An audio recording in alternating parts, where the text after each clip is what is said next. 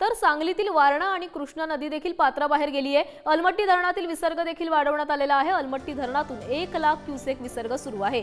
चांदोलीत मात्र अतिवृष्टी कायम आहे। कृष्णा आणि वारणा नद्यांच्या पाणी पातळीतही सातत्याने वाढ होतीये।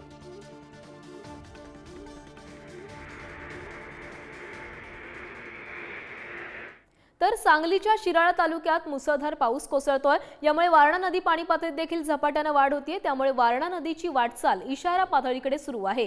नदीकाठच्या गावांनाही सतर्कतेचा इशारा देण्यात आलाय।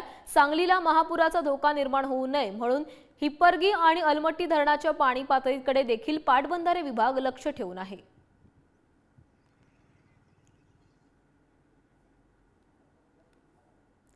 तर या संदर्भात अधिक बोलण्यासाठी आमचे प्रतिनिधी स्वप्नील पाटील यांच्याकडे आपण जाणार आहोत। स्वप्नील, सांगलीमध्ये मुसळधार पाऊस सुरू आहे। नद्यांची पाणी पातळी वाढताना दिसतेय। सध्या सांगलीमधली परिस्थिती काय? नक्कीच प्राची, सांगलीतील शिराळा तालुक्यामध्ये नॉनस्टॉप अतिवृष्टी होते। गेल्या 24 तासापासून शिराळा तालुक्यामध्ये अतिवृष्टी सुरू आहे। त्यामुळे ओढ्या नाल्यांना पूर आला आहे। तसेच वारणा नदीच्या उगमस्थानी असणाऱ्या पाथरपुंज या गावात ढगफुटी सदृश पाऊस झालाय। या ठिकाणी तब्बल 112 मिलीमीटर इतक्या पावसाची नोंद झाली आहे।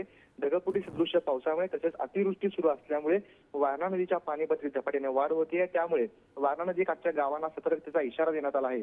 तसेच कृष्णा आणि वारणा या दोन्ही नद्यांच्या पाणी पातळीत वाढ होतीये। त्यामुळे दोन्ही नदीकाठच्या गावांना सतर्कतेचा इशारा देण्यात आला आहे। तसेच अलमट्टी धरण देखील आता भरत आलेलं आहे।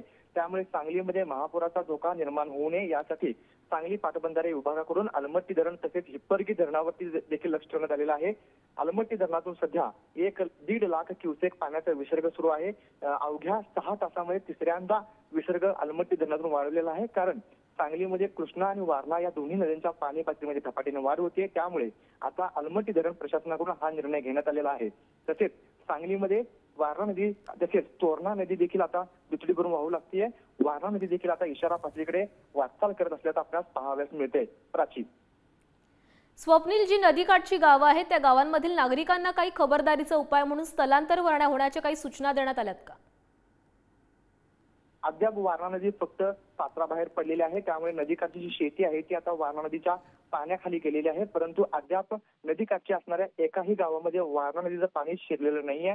त्यामुळे अद्याप स्थलांतराबाबत कोणतीही सूचना या नदीकाठच्या गावांना देण्यात आलेली नाही आहे। परंतु जिल्हा प्रशासन देखील सतर्क झालेलं आहे आणि शिराळा तालुक्यामध्ये एनडीआरएफचं पथक देखील आता तैनात करण्यात आलेलं आहे। वारणा नदीच्या पाणी पातळीमध्ये अशीच वाढ होत राहिल्यास जी नदीकाठची गावं आहेत, ज्या पूर पट्ट्यातील राहणारे लोक आहेत, त्यांना स्थलांतर देखील करण्याच्या हालचाली सुरू होण्याची शक्यता आहे।